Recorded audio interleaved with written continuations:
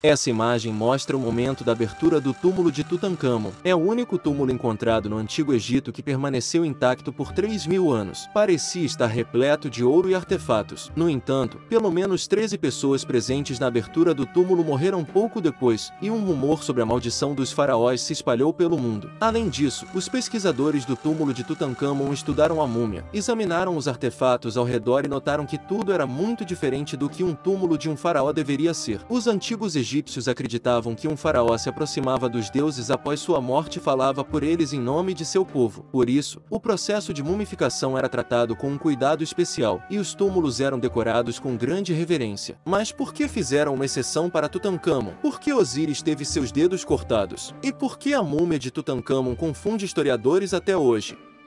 Bem-vindo ao universo dos fatos. Antes de continuarmos, verifique se você já deixou o like no vídeo, se inscreva no canal e ative o sininho para não perder nenhum vídeo.